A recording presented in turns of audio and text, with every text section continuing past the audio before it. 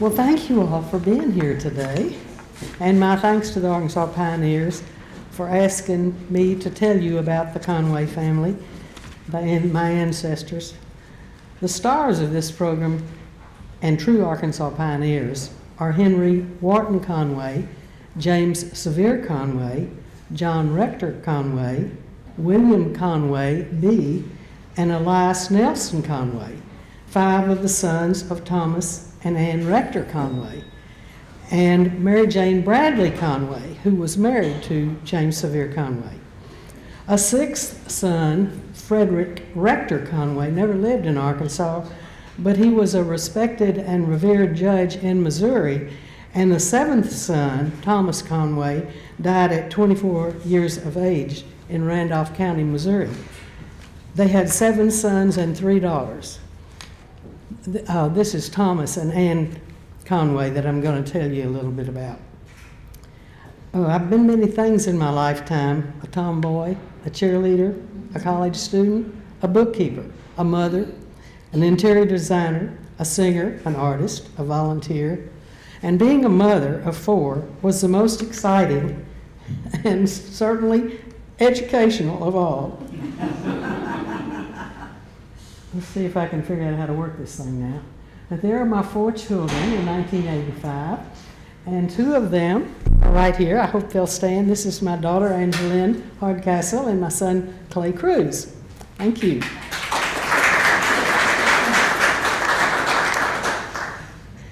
As the last surviving member named Conway of the Conway family branch who came into Arkansas, I wanted to pull all of this information together for a long time for my children and grandchildren. Frankly, I've been completely overwhelmed, also descending from folks with names like Fulton, Curran, Rector, Surveyor, and Bradley. There are many families that have come together to parent and grandparent me and my sisters, Alice Ann Conway Papin and Hollis Conway Kennedy. Many of you here remember my sisters, both now deceased.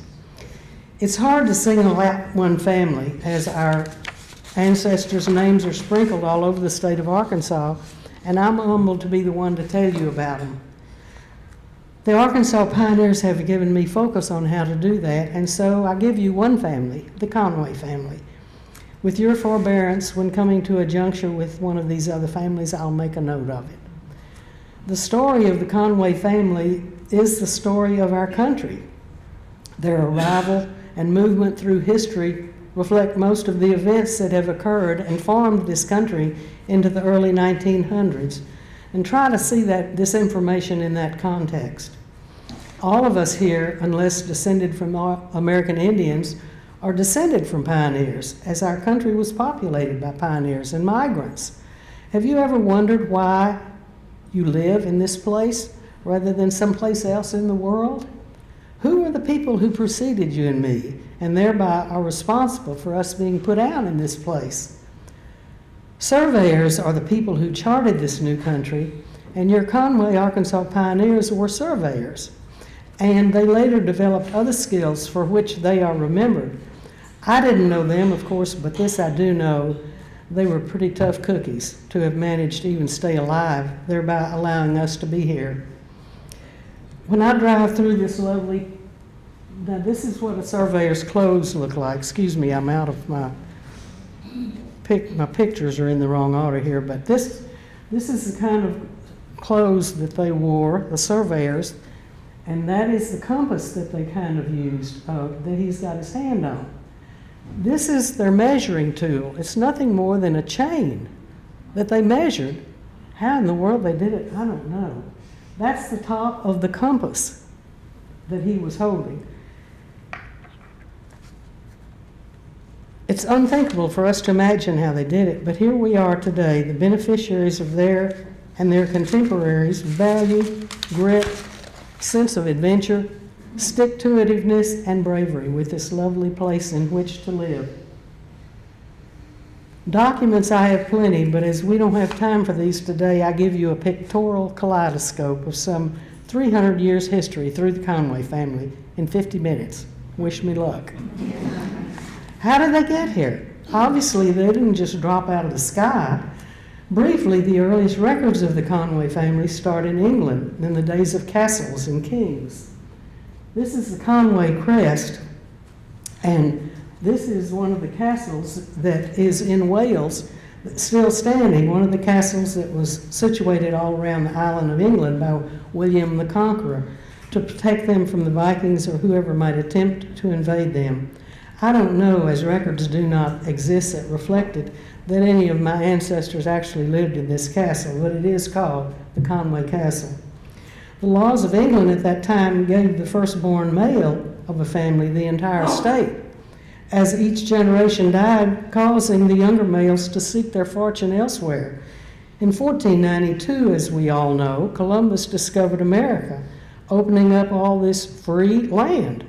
The Spaniards, French, and British fought for possession of this new land, with the British firmly establishing control of the eastern seaboard.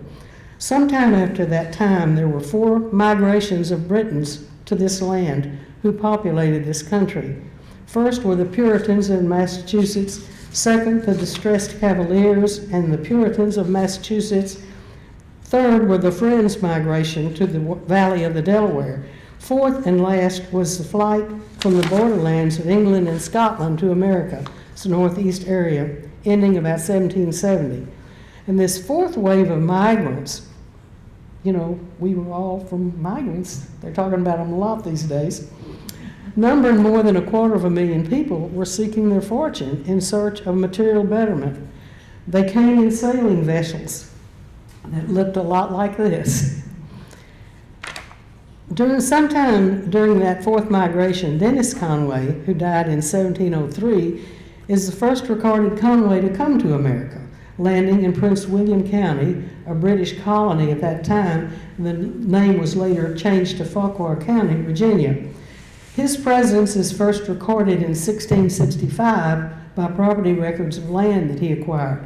His son, John Conway, who was born in 1673 and died in 1727, was the second generation and the firstborn in this land. And his son, the first Thomas Conway, who died in 1784, was the third generation. There's some disagreement as to whether this is true or not, but some of my research has indicated that John's daughter and Thomas's sister, Nellie Conway, married James Madison Sr., and they were the future parents of James Madison Jr., the 4th President of the United States. So if factual, Henry Conway, my great-great-great-grandfather, and President James Madison Jr. were first cousins. All of these Conways mentioned so far are identified and placed in history only by property records in Fauquier County, Virginia, which was still a British colony at that time. The first Thomas Conway, the third generation, married Elizabeth Mawsey in 1720, and they had 7 children who lived from 1749 until about 1829. The names of the 6 sons were William, Thomas, Henry, Peter, James T., Joseph, and one daughter, Susanna. To better place this time in history for you all, let's see, did I miss a page here?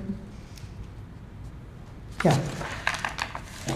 In the early 1680s and 1700s and early 1800s, communications were made only by sailing vessels coming and going across the Atlantic Ocean, and on boats going and coming up and down known rivers and waterways.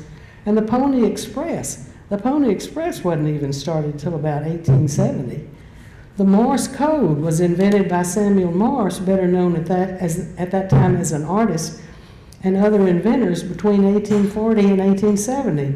The first telegram message was sent in 1844 in Washington to Baltimore over lines that had been laid between those two cities.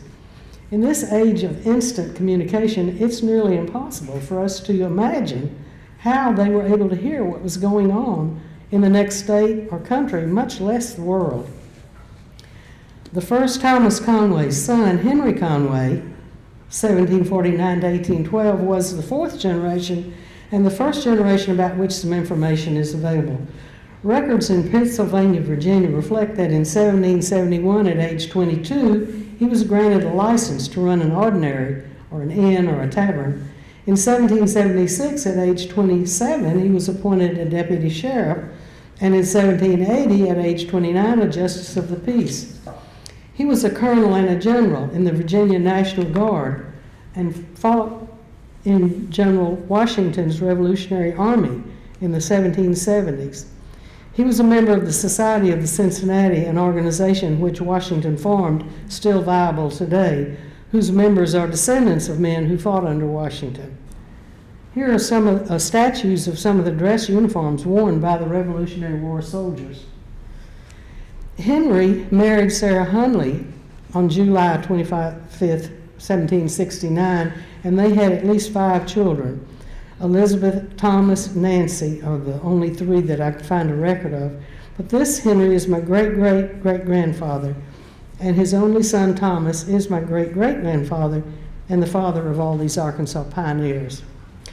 During this time of revolt and wartime, Henry Conway and his friend and fellow revolutionary James Surveyor sent their sons, Thomas Conway, my great-great-grandfather, and the 6th generation of the Conways in America, and John Surveyor over the Allegheny Mountains into what is now Greene County, Tennessee, to escape the wrath of the British Army. The Conways and the Surveyor families were very close, and several of their sons and daughters married into each other's families. The Surveyor family was very involved in Tennessee politics for many years, and one of them was governor 7 times.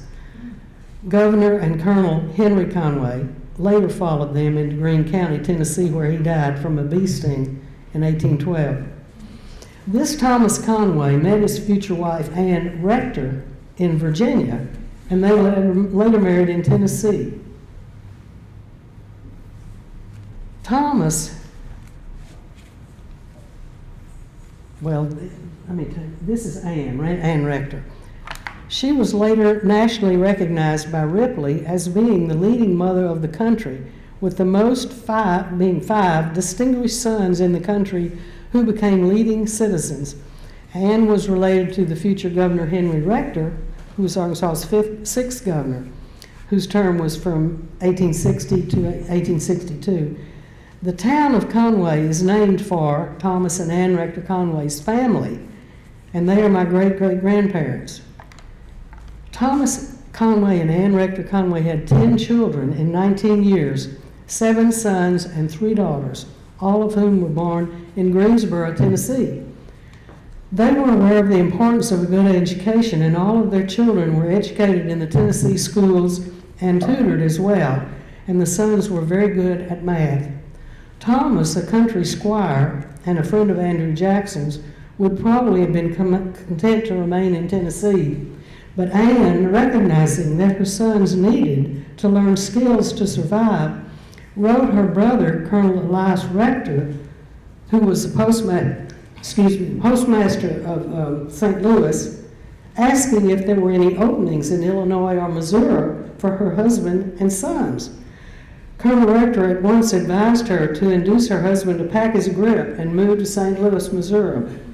Somehow or another, she convinced him, and in 1818 or 19, Anne and Thomas moved to St. Louis, Missouri, and James Surveyor Conway was given a place in Colonel Rector's office with a salary fixed at $60 a year plus board. Later, after having moved to Howard County, Missouri, the sons were all trained as surveyors by their uncle, General William Rector, who was appointed National Surveyor General, and Colonel, got to get this paper separated here, Colonel Elias Rector. Thomas Conway in the following years in Missouri became a judge, and Anne, who obviously loved children, established a school and built a schoolhouse on their property in Missouri. Okay, 5 of these sons are our Arkansas pioneers. Henry Wharton Conway, who was born in 1793, was their oldest son and the first Arkansas pioneer. This is a drawing of him. Of course, this was before photography, so luckily we found a picture of him. He enlisted in the United States Army in 1812 at age 19 and fought in the War of 1812, which is sometimes referred to as the Second American Revolution. Within a year, he was promoted to second lieutenant, and he was the executive officer on the USS Chesapeake during that time. Following his duty with the Army, Conway was appointed to work in the Treasury Department in Washington in 1817. A year later, he resigned and moved to Missouri and later to the territory of Arkansas. On July the 8th, 1820, a notice appeared in the Little Rock newspaper that Henry W. Conway, Esquire, receiver of the public monies of the Arkansas Land District, arrived here from St. Louis. Somewhere in the 1800s, Henry Wharton Conway and his brother, James Surveyor Conway, were sent to the Missouri Territory by President John Quincy Adams as the public land surveyors and were placed in charge of a contingent of survey teams assigned to the southwestern corner of the territory. The Missouri Territory, as you know, was part of the Louisiana Purchase, which was purchased by Thomas Jefferson in 1803 from France. Entering Arkansas by way of the Red River in a keel boat, they settled in Lafayette County, some 15 miles west of the present town of Bradley. James Surveyor Conway called the rich lands bordering the Red River the Long Prairie, a name still used to describe the area. They were apparently the first white men to have ever been in that area. During that time, he and his brother, James Surveyor, and 4 other friends formed a town site company and became owners of the land where Little Rock is today located, while it was still part of the Missouri Territory. Henry Wharton Conway remained with the survey for only a short time before choosing a career in politics. Henry Wharton Conway was part of an extended family that included the previously mentioned Rector family, Benjamin Johnson, a future Chief Justice of the State Supreme Court, and Ambrose Surveyor, the territorial delegate to the U.S. Congress and one of the state's first United States senators.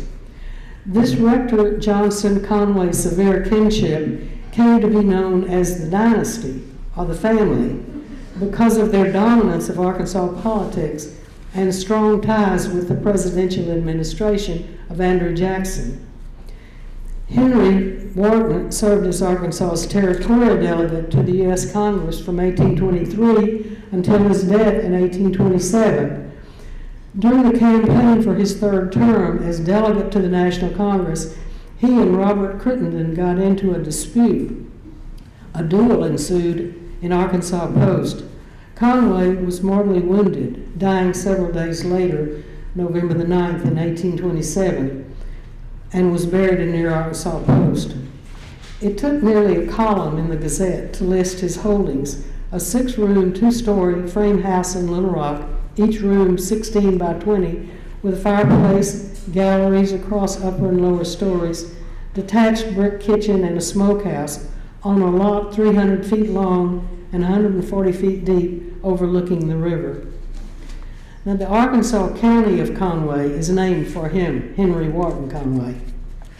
James Surveyor Conway, born in 1796, worked in his uncle Elias Rector's post office in St. Louis, Missouri, after arriving there with his parents when they moved from Tennessee.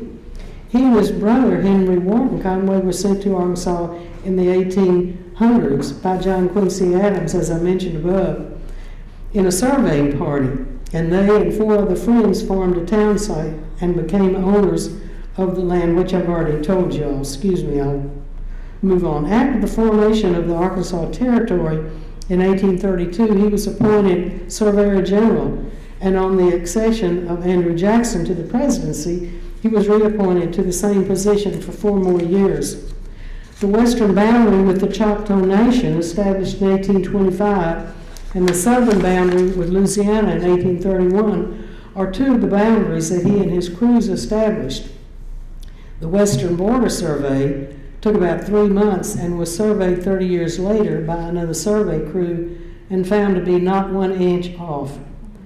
The boundary with Louisiana was done in conjunction with a surveyor from Louisiana, under terrible conditions, having to deal with swampland, mosquitoes, and at times breaking ice.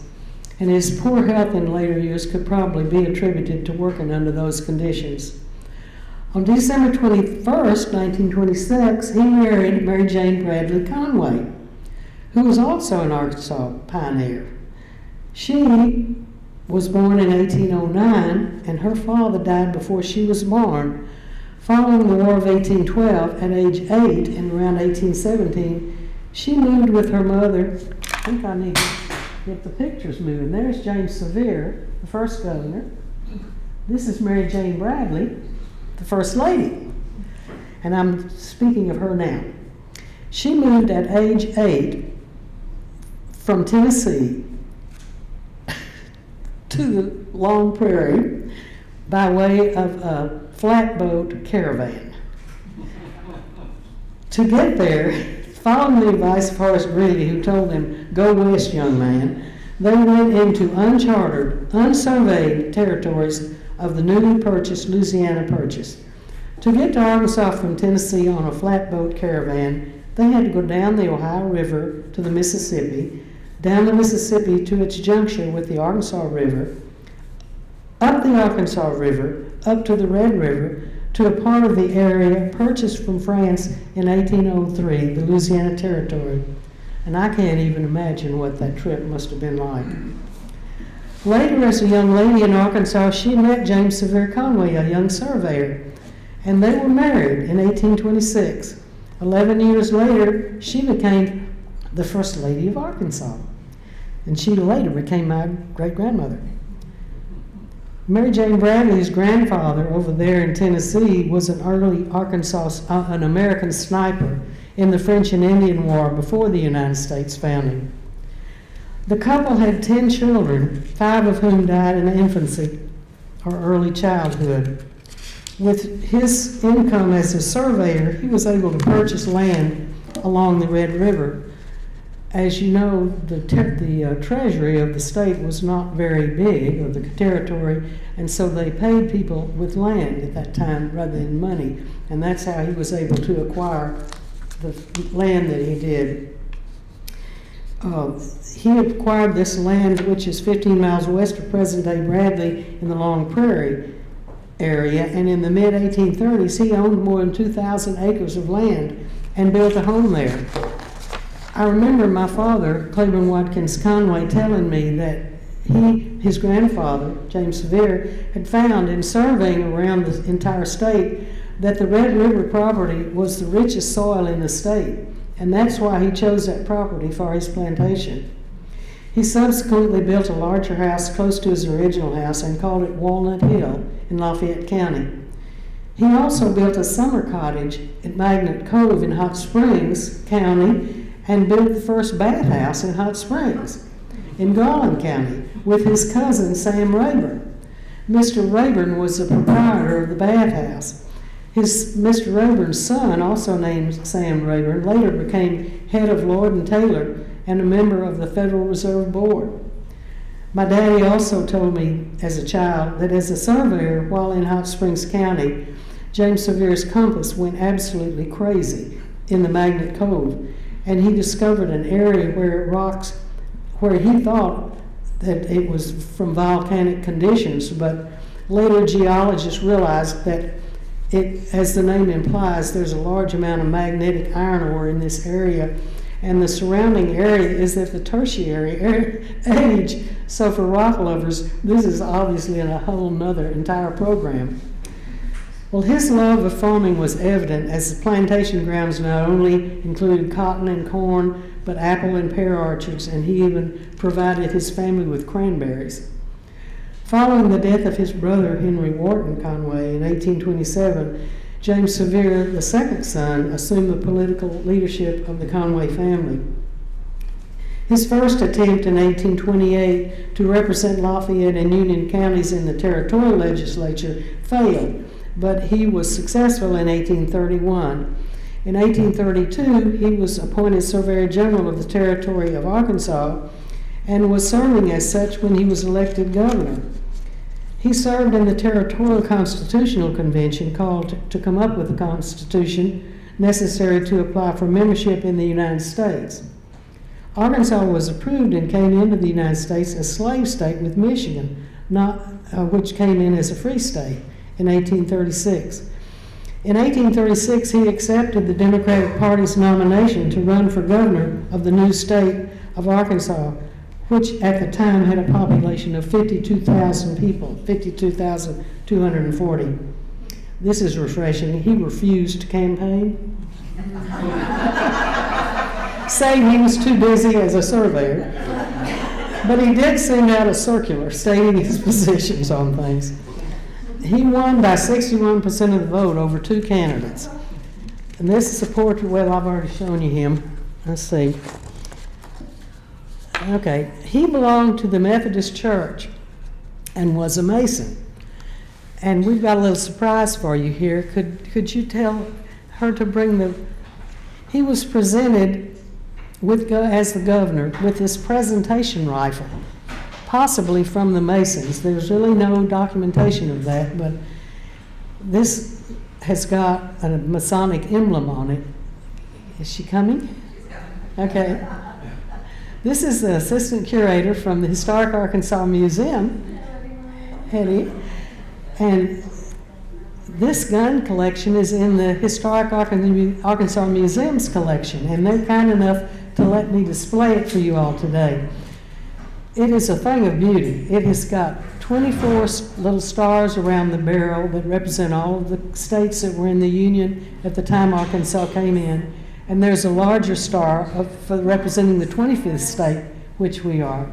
It has his name on a little plaque that says Conway, and there's a little emblem down here on the back. And you just, can you walk around this? Why don't you come down here in the middle? Oh, down the middle? Yeah. Then everybody can see it. And there's a compass on the back side of it. See the compass? Yeah. See the compass? There are also a few beavers on it as well, as a nod to think of family history and fur trade.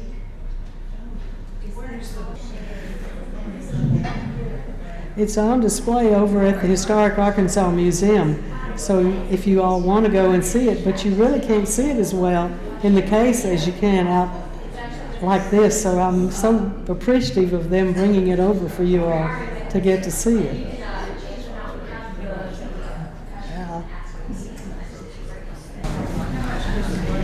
James Surveyor Conway served 4 years as governor, and during his administration, courts were established, militia organized, and the state bank was established.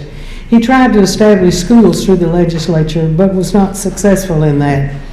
And he tried to retire in 1838 or 9 due to poor health, but was encouraged to finish his term. And in 1840, he retired after one term.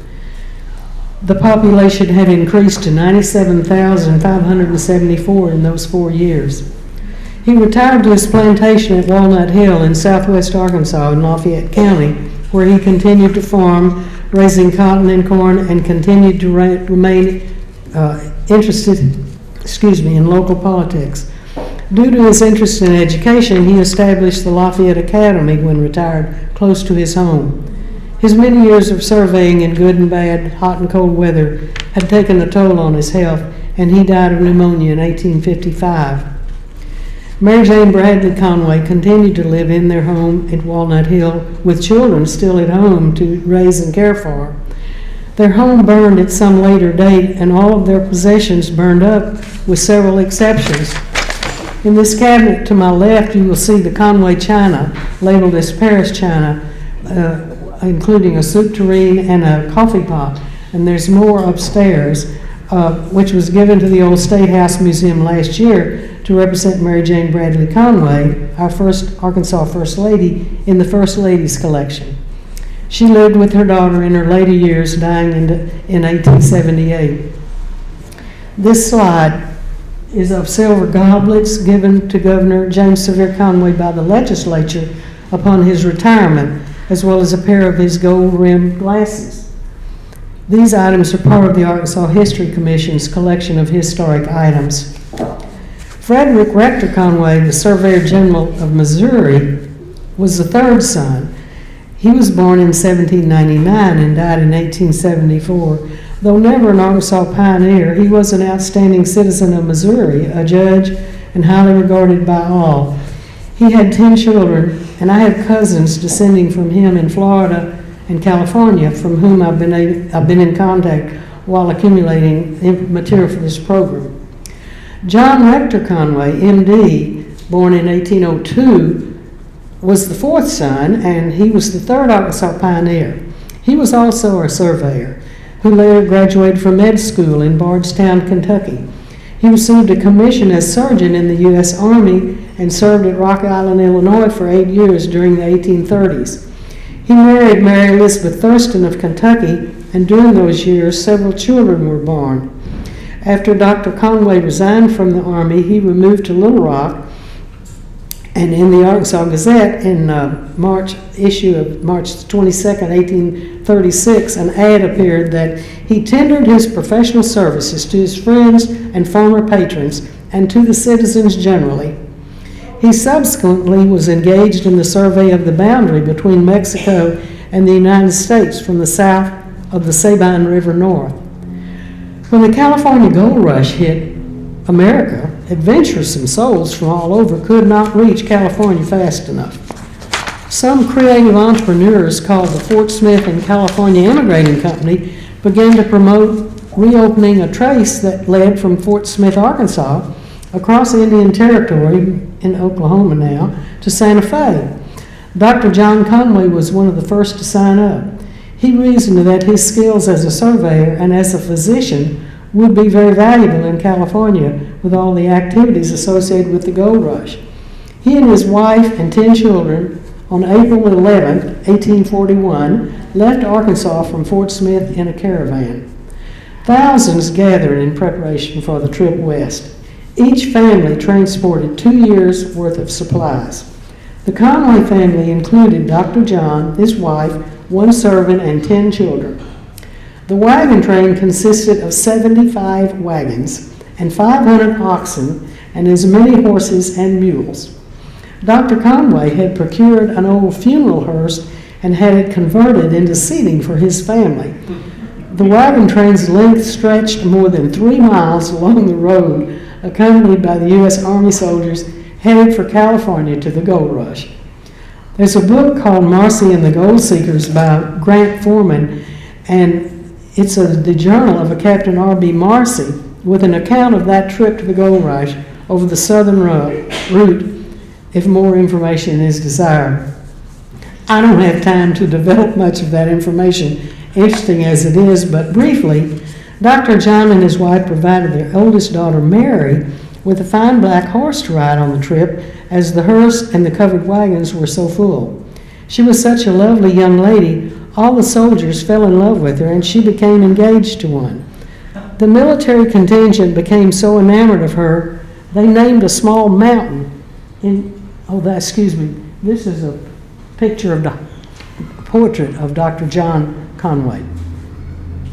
This is called Rock Mary, which they passed along their trip west. Mary wrote back to her Uncle Elias from the camp on the Rio Grande on July the 20th that they were within 10 miles of Socorro and that the company had split up, leaving them without the leadership of the company which had organized the trip, but that they did have the protection of the United States troops, led by Captain Marcy, as far as Santa Fe. The wagon train left the Rio Grande on August the 3rd, according to a letter from Dr. Conway, down to 25 wagons and about 80 men, anticipating that it would take them 2 months to get to San Diego. The wagon train finally did arrive in California, minus most of the wagon and stock, and Mary found out upon arriving there that her fiancé had been killed by Indians. Dr. John and another one of the doctor's daughters, Laura, returned to Arkansas later during the term of Governor Conway and were caught here at the start of the Civil War.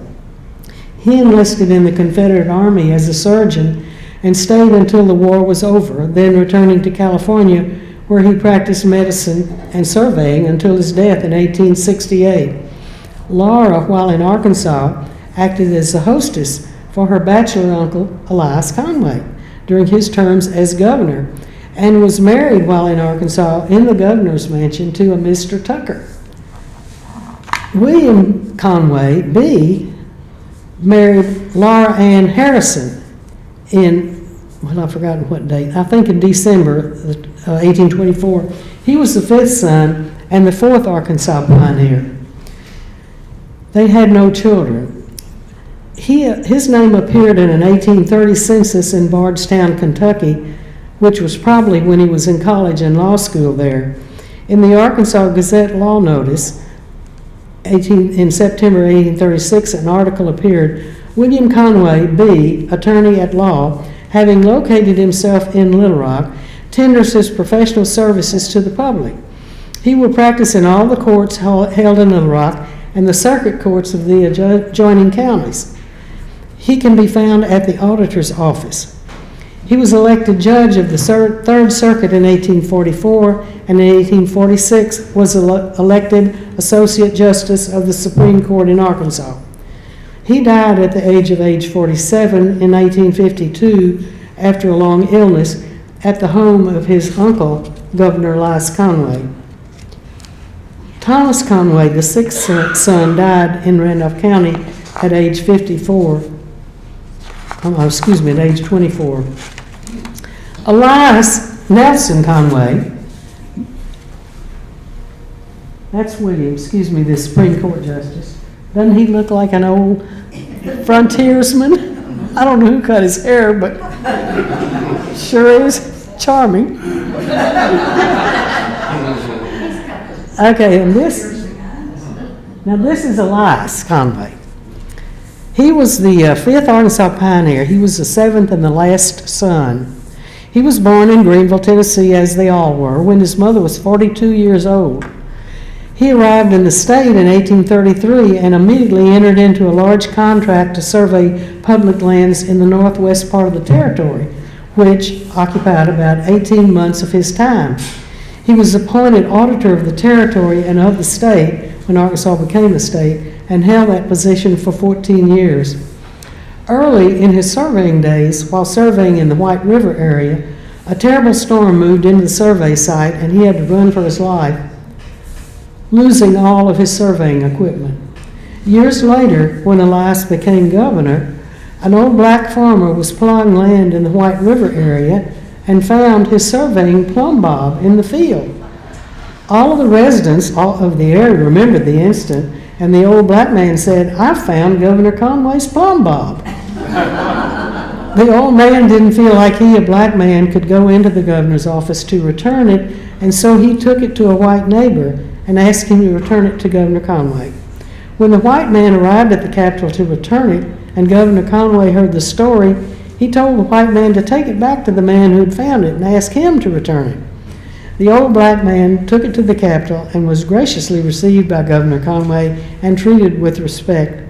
Governor Conway thanked him profusely for his trouble. A plumb bob is a part of the compass. It's a lead weight attached to a chain hanging down from the bottom of the compass, which establishes where a level site is.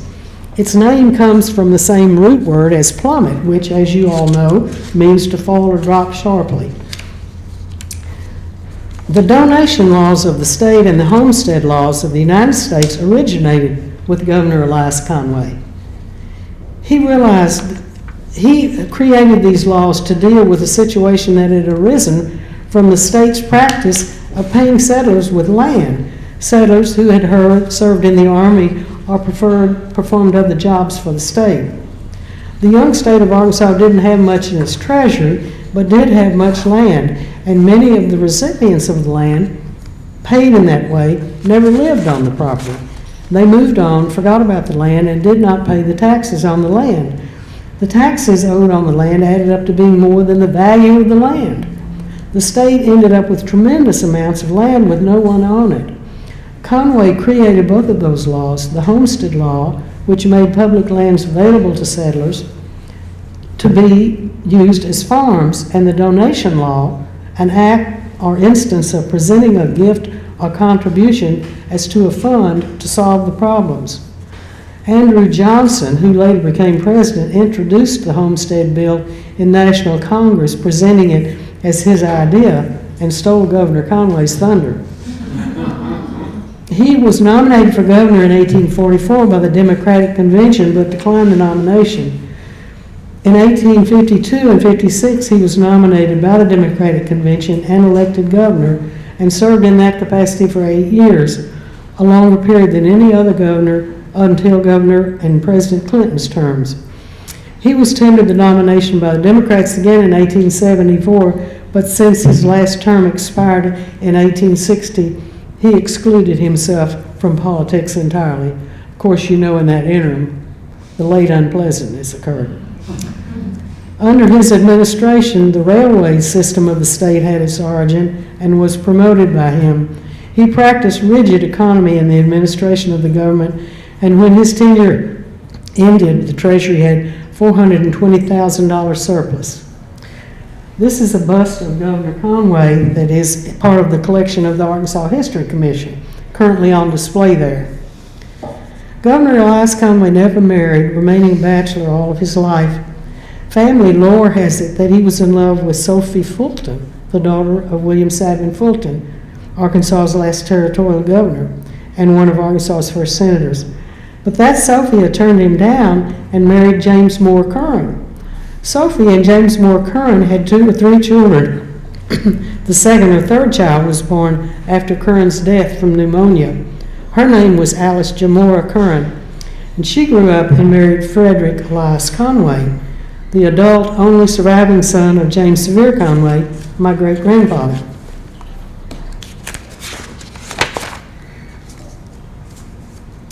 And she became my great-grandmother.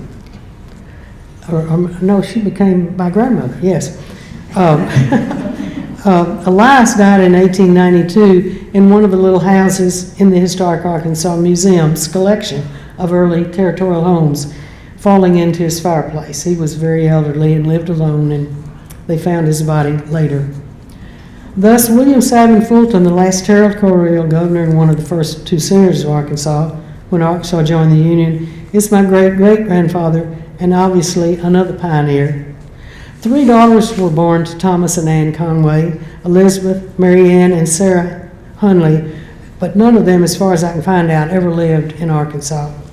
So these are your Arkansas pioneers from the Conway family: Henry Wharton Conway, James Sevier Conway, Mary Jane Bradley Conway, John Rector Conway, M.D., William Conway, B., and Elias Nelson Conway.